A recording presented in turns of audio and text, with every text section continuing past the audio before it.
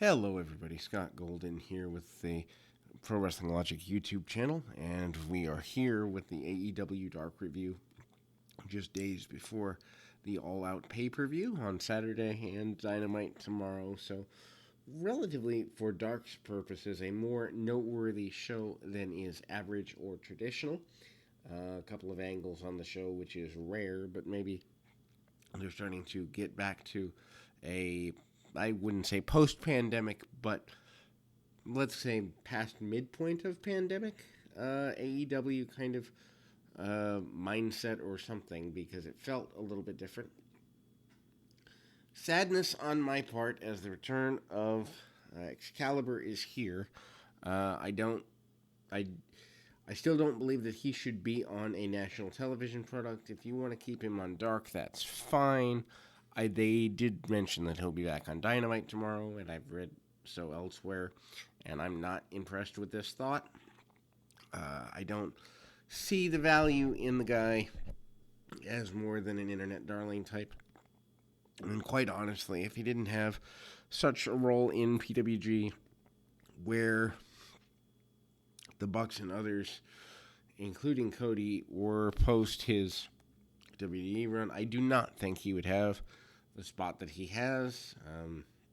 I think it's a case of right place, right time. Anyway, Shawn Spears with Tully Blanchard defeats Eddie Torres. I feel like I've seen Torres before. I think it was when I was watching more Florida Indies than I am now. Needless to say, they kind of gave the impression that this was his first time on an AEW product program. Torres, they said 18 years. I kind of flinch when I hear guys with more than a decade of experience getting their first national exposure, because it makes me think about their age, and then it makes me think, why did it take them so long? And then it makes me think, well, how many good years can they have even if they get over? And me, I'm the let's push a guy before he's 30 so I can get 10 years out of him near the top. That's just my mentality, and it's a different mentality than many of the national bookers, but it's the mentality I have. Anyway, so they do show that they have actual fans in the building. Tickets sold, and it does add, even with, I think they said 500 fans or something like that, is what I read was going to be in the building, but even that adds so much.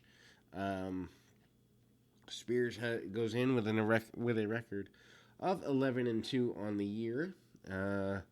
He has a 7-match win streak, which after this one becomes an 8-match win streak. They focus on his gimmick being the inserting the Kevlar into the glove to beat opponents with. I guess it's fine. It's a little old school. They do more back and forth chain wrestling than they should have during the opening part of this match, mainly because Spears is a contracted talent. Torres is somebody new. Spears, if he's on a winning streak, should be eating somebody new up, in my opinion. Anyway, he sent him to the floor, pummeled him with strikes, and there's a small comeback. Spears sends him face first into the buckle, followed by, or gets sent face first into the buckle, followed by a drop kick. Spears hits the C4 finish for the win. Spears uses the glove post-match. It is what it is. I mean, it's a complete throwaway match, and if you don't have a larger angle for Spears, I'm not sure why he's on Dark every week. Santana and Ortiz beats Fabo, Andre, and Ryzen. Not a fan of this match, but at least they move the angle along. Ortiz is entertaining with his trash talking. They do the Three Amigos suplex. Eddie Guerrero is acknowledged in the commentary. Ryzen escapes, and Andre is in, who misses a dropkick in the process. Santana tags back in. He hits a tope on Ryzen on the outside. Ortiz hits Andre with a power bomb. Santana followed up with a miss on a running knee, even though it was sold. And then match ended here, not good. Post match, Santana and Ortiz basically bully Trent and the best friends, and they're one of the Pride and Powerful bunch. Makes a shot at Trent's mom. This brings the best friends out. They fight around. At least they're setting up their pay-per-view match and continuing the feud. Anyway, Allie with QT Marshall comes out. Cassandra Golden. Golden is not ready to be on television. It's only her second match on Dark, and wow, Allie's first singles match in quite a while, several months, and it shows here too. She's out of sync. There's a schoolgirl attempt early that just looks horrible. Allie nails some strikes and a neck breaker and a sliding elbow on the outside. Marshall is forced to carry her back to the ring apron and place her on the apron. Golden makes a comeback with a side slam, but Allie kicks out of a pinfall attempt. Allie fights back with a fireman's carry and regains her advantage, hits some strikes, and a final cut, giving her the win. Not a good match, but at least Allie continues to be a compelling character. Frankie Kazarian and on Helico. I've read some online reports that say this was a good match. I probably have a bias because I do not like Angelico. It's just not my style of competitor. Anyway, Kazarian pins Kip Sabian last week on Dark, and Angelico is in his first singles match in AEW. Good match here. And then they talk about the submission prowess of Angelico. They do a lot of back and forth wrestling.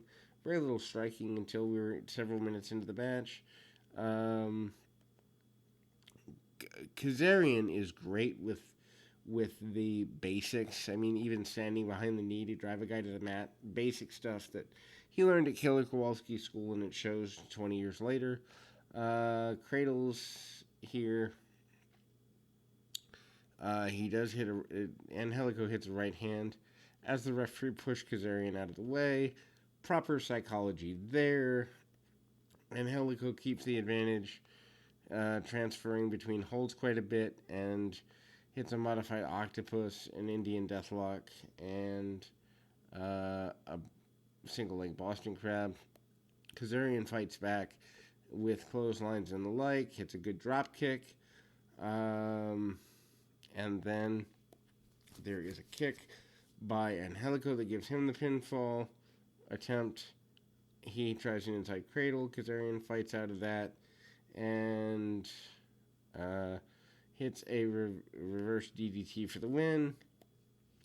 Kazarian finally getting a push as a single, which is cool. I don't know if it's too late for him to really make a major impact, but he's a good hand, and they should put him in with any guy that they think has some promise. So Brandy Rhodes is interviewed by Tony Schiavone.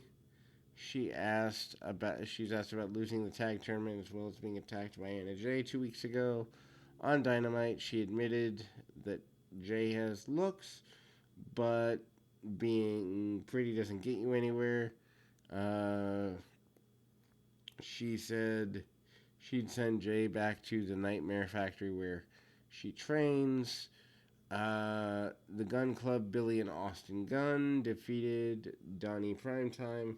Yes, that's an actual name. And Ryan Rembrandt. Rembrandt I had seen before, even before being on Dark.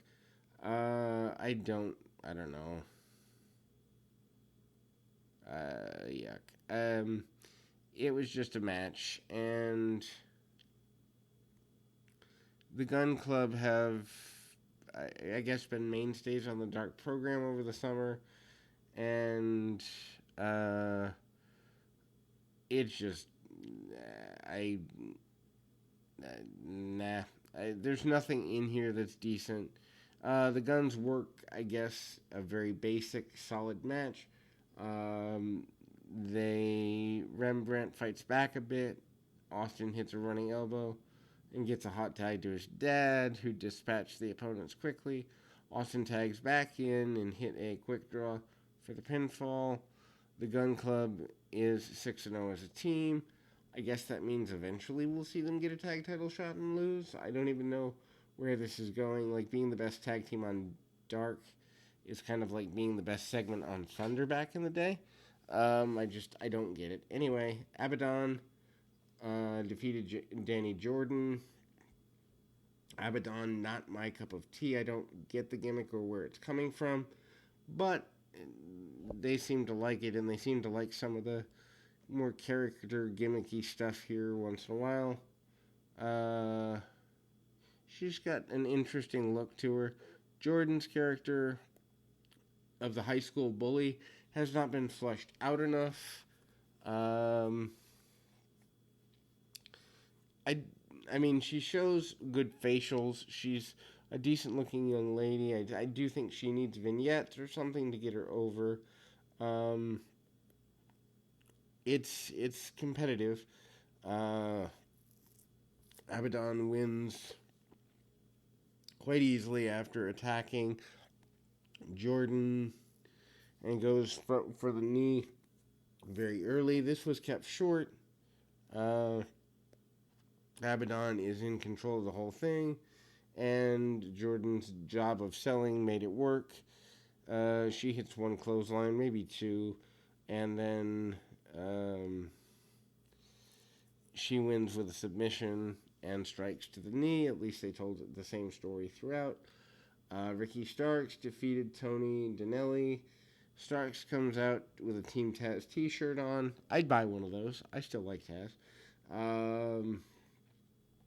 Taz goes nuts on commentary, obviously praising Starks. Starks went into this with a 5-1 record, and Danelli attempts a few pinning attempts at the bell, doesn't get very far. Starks takes advantage, dropping Danelli face first on the apron. Starks posed and taunted and spoke into the camera quite a bit, and then he's making fun of Darby Allin.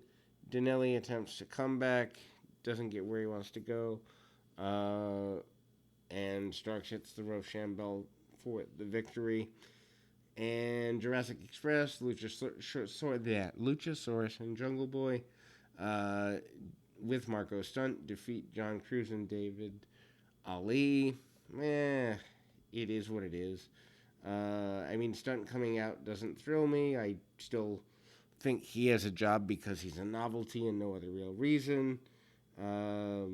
He was attacked by Jake Hager. At least they followed through with the storyline. He comes out with crutches and a walking boot.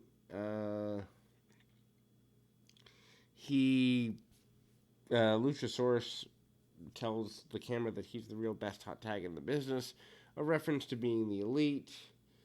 They do some comedy, and both teams make a series of tags. Jungle Boy has a decent series of moves and hits a backflip arm drag to conclude the series. Jurassic Express hits the tail whip into a flatliner. Cruz breaks up the pin. Cruz gets the hot tag and hit a diving axe handle. Luchasaurus takes down both opponents with kicks, and I mean, there's decent strikes. Jungle Boy hits the assisted cutter on Cruz for the win. It's fine, but again, it's kind of a throwaway match that isn't really needed. Anna Jay defeats Red Velvet. She's accompanied by most of the Dark Order. Brody Lee and Colt Cabana are seen. This is her first singles match since joining Dark Order. She's okay, but still needs a lot of work. She's got a lot of potential, though, and a good look. And, I mean, Red Velvet is fine, but she's nothing to write home about. They bring her in, as they do with many of the women, just to fill out the women's roster.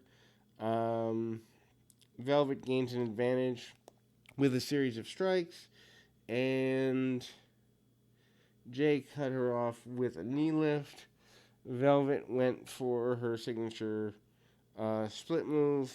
Jay's too smart for that. Hits an awkward series of strikes and hits a running double knee for a 2 count on Velvet. Jay clotheslined Velvet to the floor, tossing her into the barricade. Jay hits a couple of weak stomps to the back and then a rear naked choke for the submission victory. This is not good for the one woman in the Dark Order to look this week. Anyway, Kip Sabian versus Sean Dean. Dean's one of the better enhancement talents they brought in for Dark, and I believe he came in since the pandemic. Obviously, Kip Sabian comes out with Penelope Ford. Sabian loses last week on Dark to Frankie Kazarian. He brings out a sign asking people to follow him on YouTube and Twitch, and claimed that he was bringing back male crop tops. Okay. Decent, fast-paced match here, back and forth. Lots of athletic stuff. Dean is a lot better than... Actually, I think Dean's better than Sabian, to be completely honest with you. Sabian takes advantages with some cheating eye poke and using the ring and the turnbuckle specifically.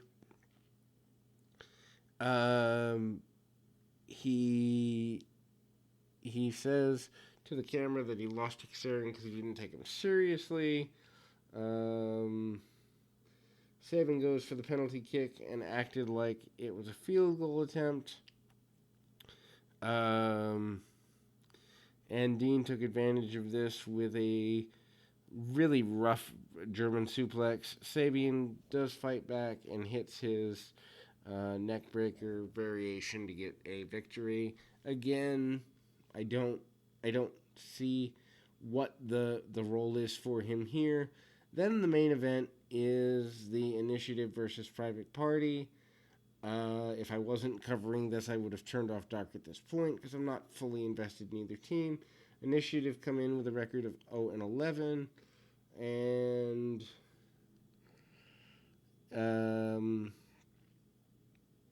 I guess they work together to try and be the first to win.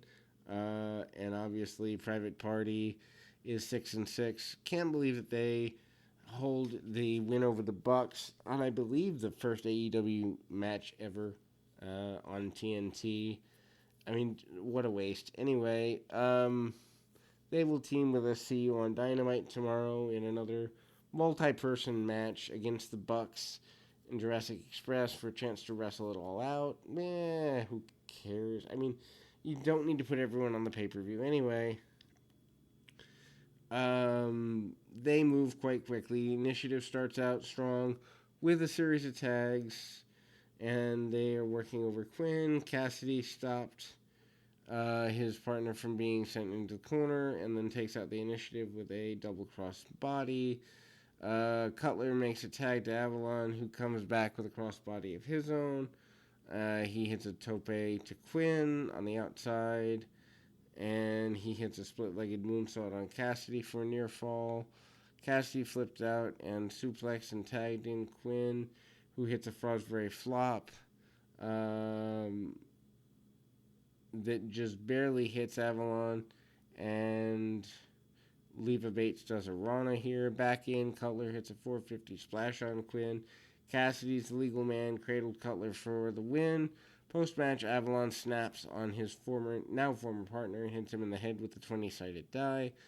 I guess this means the Initiative is no more, which I guess means they could, in theory, fight on Dark in a couple of weeks to see which of the losers is the first to win. I guess that's where they're going. Anyway, that's your AEW Dark review for the 1st of September. We'll be back up momentarily with the Impact review as well.